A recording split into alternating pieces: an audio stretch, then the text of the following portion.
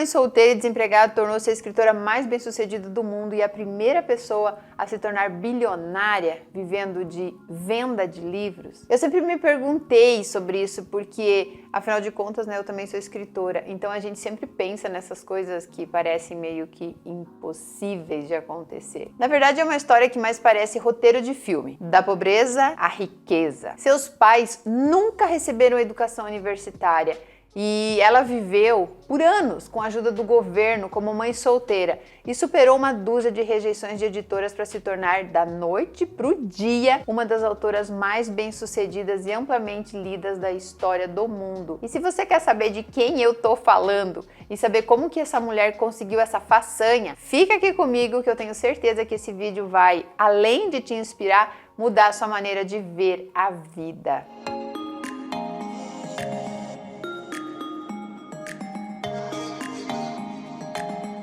Lógico que a maioria de vocês já sabe do que eu tô falando, né? Joanne Rowling, é mais conhecida como J.K. Rowling, a J.K. Rowling, autora da saga Harry Potter e a escritora mais bem-sucedida do mundo. E eu, até o final desse vídeo, eu vou te contar por que o nome Joanne não tá estampado aí nas capas dos livros dessa mulher incrível, né, e tão talentosa. Bom, essa história toda aí dessa mulher, né, começou no dia 31 de julho de 1965, 10 anos antes de eu nascer, com o nascimento de uma menina que foi chamada de Joanne Rowling. Diane, sua irmã mais nova, nasceu quase 2 anos depois do nascimento da Joanne. E a primeira lembrança da infância da Joanne é essa, a chegada da Diane. Ela, sua irmã e os seus pais viveram em Winterbourne até Joanne fazer 9 anos, quando toda a família se mudou para Tushel. É Tushel que fala? Perto de Shepton, no país de Gales, no Reino Unido. Bom, a infância da Joanne foi assim, cercada de livros, porque tanto o pai quanto a mãe dela adoravam ler. Então, desde cedo, ela já tinha esse gosto por ser escritora. E para vocês terem uma ideia, a Joanne escreveu o primeiro livro dela quando ela tinha 6 anos de idade, que era uma história de um coelho chamado Coelho. Mas o primeiro romance de verdade veio aos 12 anos, imagina? Cara, não foi nada especial, mas foi surpreendente se você parar para pensar que naquela época, em 1976, uma criança de 11 anos não tinha acesso que a gente tem hoje para servir de inspiração. Ela escreveu um romance com 12 anos de idade. Por mais que aquela garotinha, né, tivesse o sonho de ser uma grande escritora, os pais dela, que eram muito humildes, não tinham nem ensino superior e tinham pouca instrução, viam dentro da ignorância deles que aquela imaginação hiperativa da Joanne era só uma peculiaridade que jamais chegaria ao ponto de pagar, tipo, uma casa, uma hipoteca ou garantir uma boa renda. E para resumir, eles não curtiram a ideia e a Joanne não teve, então, o apoio e o incentivo que ela precisava. Os pais dela se casaram muito novos, eles tinham apenas 20 anos de idade. O pai trabalhava na Rolls-Royce e a mãe era técnica em ciências no ensino médio. Eu acho que isso quer dizer que ela era professora. Claro que mesmo com essa vida humilde, a Joanne nunca teve uma vida tão ruim quanto a do Harry, vivendo com os Dursley.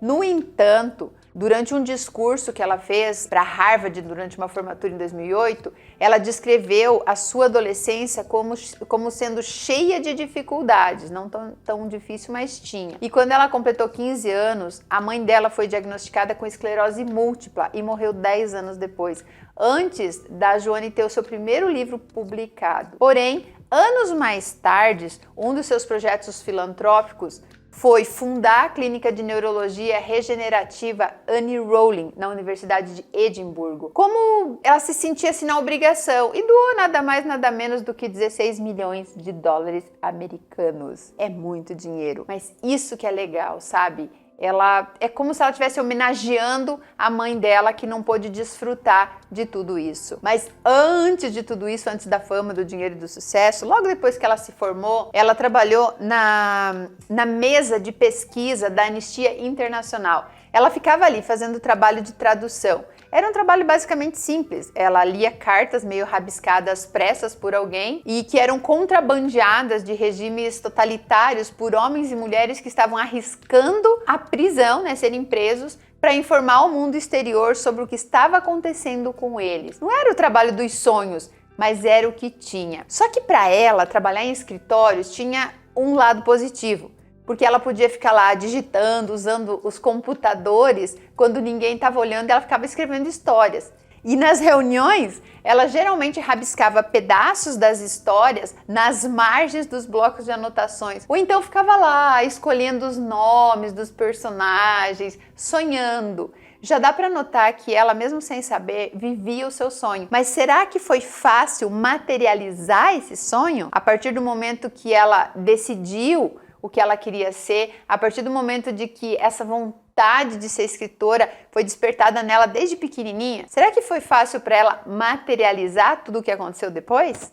Bom, a vida da Joanne era uma correria. Em uma das várias viagens que ela fazia de trem, porque acho que ela ia visitar os pais, ela teve a ideia e a certeza de que a sua vida ia mudar para sempre. Era uma semente que ela tinha plantado naquele momento e que, por mais que demorasse para dar frutos, ela sabia que um dia aquilo ia acontecer, que um dia aquilo ia se realizar. E um certo dia, enquanto ela estava lá esperando um trem que estava atrasado para ir para Manchester, ela teve a ideia de escrever sobre um menino, o qual deu o nome de Harry Potter. E nos 5 anos seguintes, ela delineou os enredos para os 7 livros da série, escrevendo, ela escrevia à mão mesmo, fragmentos de anotações em diferentes papéis, era uma bagunça. E paralelamente a isso, ela também começou a trabalhar em um romance adulto, só que esse ela nunca publicou.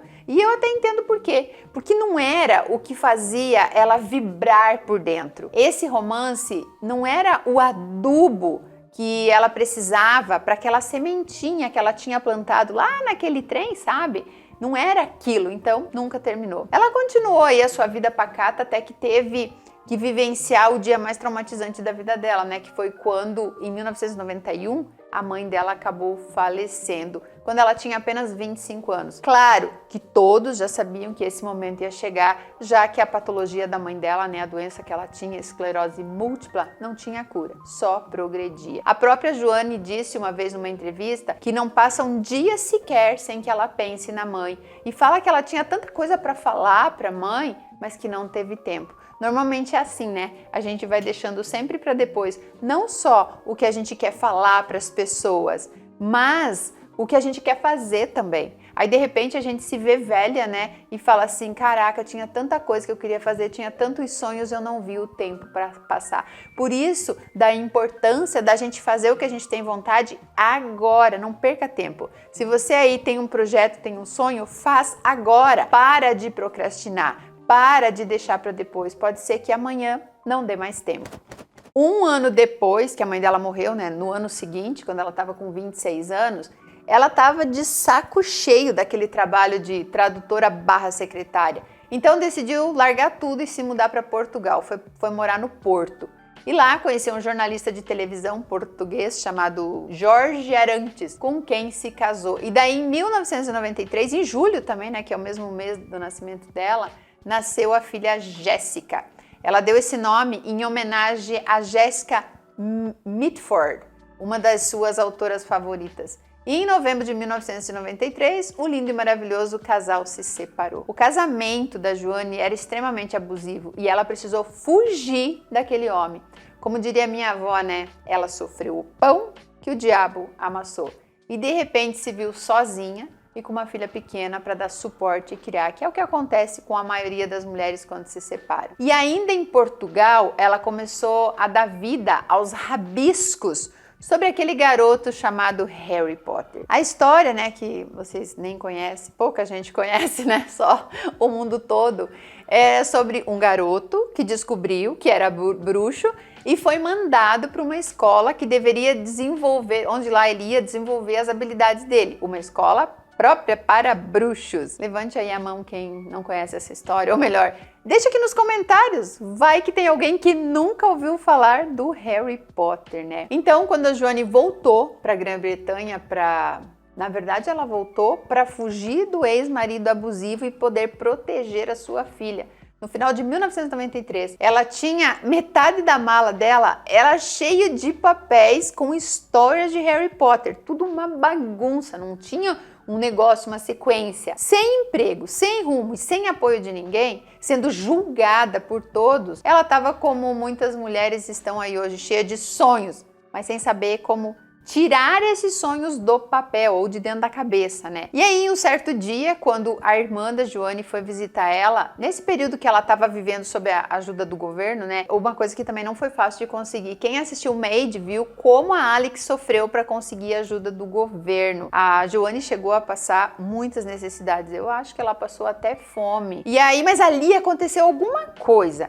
Em meio ao seu desespero, ela estava sem rumo. A irmã dela olhou para ela e perguntou: Joane, qual o seu sonho? O que te faz vibrar por dentro? E vale lembrar que até então a Joane nunca tinha comentado sobre a saga Harry Potter com ninguém. Mas naquele momento ela decidiu abrir o seu coração e contar tudo para a irmã dela. O ex-marido da Joane, ele sabia que ela tinha esse sonho de ser uma grande escritora, mas para ele aquilo era tudo um monte de rabisco e não servia para nada. Então ele pegava e jogava e gritava, dizendo que ela não servia para nada, que aquilo era tudo besteira. Mas com a irmã dela a coisa foi diferente e a irmã dela se apaixonou na mesma hora por Harry Potter e com lágrimas nos olhos ofereceu apoio, ofereceu ajuda a Joane. E daí, a partir daquele momento, a Joane começou a frequentar diferentes cafés lá em Edimburgo, se empenhando ao máximo para escrever o seu primeiro romance em uma máquina de escrever. Muitas vezes ela levava a filha Jéssica junto e a menina ficava ali do ladinho, dormindo no carrinho, desses carrinhos de bebê, sabe? Porque durante esse período, como eu já falei, ela e a filha dela viveram com a ajuda do governo. Então, a Joane não trabalhava, ela só estava escrevendo. E essa questão dela viver da ajuda do governo ajudou também, toda essa experiência que ela passou, ajudou ela mais tarde a definir o seu ativismo político, porque ela frequentemente criticava todos os políticos que tentavam reduzir esses problemas de bem-estar do governo aí, porque ela, mais do que ninguém, sabe o quanto ele é importante para mulheres que estão desamparadas e muitas vezes são vítimas de abuso. Então, ela sempre estava defendendo que tinha que aumentar os valores e sempre pegava no pé de qualquer político que falasse, não, vamos diminuir, vamos tirar, ou até mesmo essa dificuldade que as mulheres tinham, ela tentava sempre amenizar, tipo, tornar aquilo mais fácil possível para as mulheres. E aquela coisa, né? Quem tem influência tem tudo. Depois, quando ela passou a ter essa influência, com certeza ela era ouvida, né? As pessoas respeitavam muito a Joane. Anos mais tarde, ela também falou sobre como o rótulo de mãe solteira acompanhou ela ao longo aí da sua carreira. Então, ela se tornou presidente da Gingerbread, que era uma organização de 100 anos que apoia mães solteiras e os filhos delas. Vocês conseguem ver aqui o quanto ela está sempre pensando nos outros, e é aqui que a gente tem a prova de que dinheiro precisa fluir e que as pessoas que não entendem isso, na maioria das vezes, não passam de pobres com uma conta bancária gorda, pobres com dinheiro, e que acabam perdendo tudo com o passar dos anos e acabam morrendo pobre, apegados às migalhas que acumularam durante a vida. Nunca esqueçam disso, o que vai e volta. Então, dinheiro também ele precisa ir para ele retornar para você. É muito importante ter esse entendimento. Mas esse período antes dela ter dinheiro para poder ajudar as pessoas não foi fácil. Eu já falei, ela chegou a passar fome antes dela conseguir essa ajuda que ela precisava. Tanto que uma entrevista em 2008 para o Sunday Times, eu acho que ela disse que chegou no fundo do poço, ela chegou no fundo do poço e que estava tão deprimida que precisou buscar ajuda profissional e assumiu também que chegou a ter pensamentos suicidas. Ela não é diferente de muitas mulheres que passam por esse tipo de coisa. Como nada é fácil para quem tem um sonho e não sabe como acreditar nesse sonho 100%, não foi diferente para Joane, que em 1995 concluiu então o primeiro livro lá, o Harry Potter e a Pedra Filosofal, só que ele foi duramente rejeitado pelas editoras. Ela tinha um sonho, mas nem ela estava acreditando 100% na realização dele. Como acontece com vários autores, ela recebeu muitas cartas de rejeição. mas ela não desistiu. Disse que não tinha nada a perder mesmo, até que anos mais tarde, quando já estava com a sua vida já estava estável, ali ela já estava trabalhando, estava com um apartamento bem aconchegante, a filha estudando. O livro foi aceito por Christopher Little, um obscuro agente literário de Londres. Só que o livro, aqui tem um ponto bem interessante que eu quero enfatizar. Quem leu o manuscrito foi a filha do editor, que ficou louca para saber o resto da história e insistiu porque o pai lesse também. E ele falou que ele não ia ler, que ele não publicar, que as editoras não queriam publicar livro infantil. E daí ela encarou ele e falou assim: apenas leia. E se você não gostar, pode jogar fora. Mas ele também se apaixonou por Harry Potter e foi ali que começou outra saga, né? Esse agente literário tinha gostado da história, mas precisava encontrar uma editora que publicasse. E a maioria rejeitava Harry Potter e a Pedra Filosofal. Para ser exata, acho que foram 12 editoras que rejeitaram. Até que uma editora de Londres decidiu dar uma chance para o sonho da Joanne, mas fez uma exigência, olha o absurdo. O nome dela não poderia aparecer na capa como sendo uma mulher. E foi ali que surgiu o pseudônimo J.K. Rowling. A editora previu que os meninos pudessem não gostar de livros escritos por uma mulher, então sugeriu que ela escolhesse um pseudônimo com 2 iniciais. O J, né, que vem de Joanne, que é o nome dela, mas o K ela precisava escolher. Então ela pegou o K de Kathleen, que era o nome da sua avó paterna. E Pedra Filosofal, então, foi publicado em 1997. E a partir dali tudo mudou na vida da Joanne e na nossa vida também, né? Porque em 1998 a Warner Bros. Comprou os direitos para produzir o filme dos 2 primeiros livros do Harry Potter. Em março de 1999 foi alcançada a marca de 300 mil cópias do livro Harry Potter e a Pedra Filosofal, que foram vendidos só no Reino Unido. E, nossa, ela ganhou vários prêmios, incluindo lá um prêmio da Nestlé, que é votado inclusive por adultos e por crianças. E os 3 primeiros livros do Harry Potter, a Pedra Filosofal, a Câmara Secreta e o Prisioneiro de Azkaban, tornaram J.K. Rowling ainda mais popular. Gente, eu fico arrepiada, porque eu sou uma das pessoas mais apaixonadas por Harry Potter, acredito que vocês também. E com o lançamento de Harry Potter e o Cálice de Fogo, que foi em 2000, nossa, aconteceu um salto ali, foi um salto mesmo de popularidade. Só que depois desse lançamento, ela teve outra queda na vida dela. Após o lançamento do livro, ela teve que diminuir o ritmo de escrita. Ela começou a sentir dificuldade para escrever e era uma coisa assim que nunca tinha acontecido antes na vida dela, porque ela amava fazer aquilo. Só que ela estava assim totalmente desesperada por causa disso e achou que ela precisava dar um passinho para trás, sabe? Regredir. Como ela mesma contou em algumas entrevistas, ela não tinha ainda tido tempo para gastar o dinheiro que ela estava ganhando. Ela não tinha comprado uma mansão, ela não tinha comprado um iate, ela não tinha processado ainda o nível da sua fama, sabe? Tipo assim, uau, eu tô tão concentrada aqui em terminar isso, em escrever, que eu tô deixando de lado até os meus relacionamentos pessoais. E realmente ela precisava de um tempo para respirar, porque isso era necessário para a própria saúde mental dela. Tipo, já aconteceu, uau, já aconteceu, então agora a gente pode dar um time aqui. Eu não falei aqui, mas depois do lançamento do primeiro filme no cinema, ela casou de novo, né? Largou aquele traste abusador. Casou com um médico escocês chamado Neil Murray, numa cerimônia pequena, privada ali. E em 2003, ela teve um filho com ele e deu o nome desse menino de David, ou Davi. E em 2004, a Forbes relatou que Rowling foi a primeira pessoa a se tornar bilionária no mundo, em dólar americano, escrevendo livros. Isso eu já falei, né? Porém, mais tarde, ela acabou saindo da lista porque ela doou uma quantia, assim, gigantesca de dinheiro para instituições de caridade.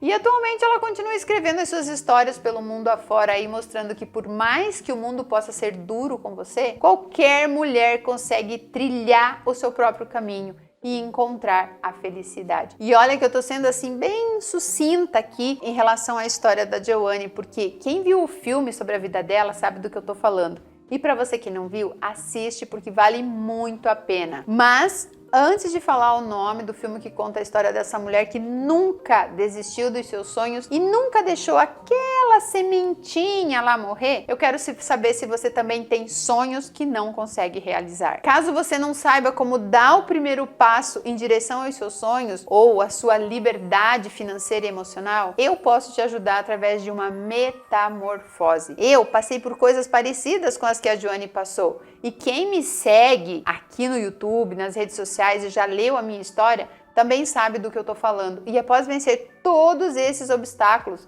eu desenvolvi um passo a passo para ajudar outras mulheres a chegar aonde eu cheguei. Basta você clicar no link que eu vou deixar aqui fixado no primeiro comentário ou na descrição do vídeo. E agora sim, o nome do filme que conta a história da Joanne Rowling, que é a J.K. Rowling, se chama Magia Além das Palavras. E é um filme de 2011, já é um filme antigo, já tem 10 anos. E eu super indico, eu não sei se ele ainda está disponível na Netflix, aonde que vocês vão encontrar esse filme, mas assistam. Sabe por que eu tô pedindo para vocês assistirem? Porque assim como a minha história inspira vocês, eu tenho certeza que essa história também vai inspirar vocês. Às vezes a gente precisa de um incentivo para sair daquela bolha que a gente se colocou, para sair daquele casulo que a gente criou e não consegue ir para frente e não consegue mais voltar. Então, assista ao filme e clique aqui no link para saber mais como eu posso te ajudar a despertar dentro de você essa vontade,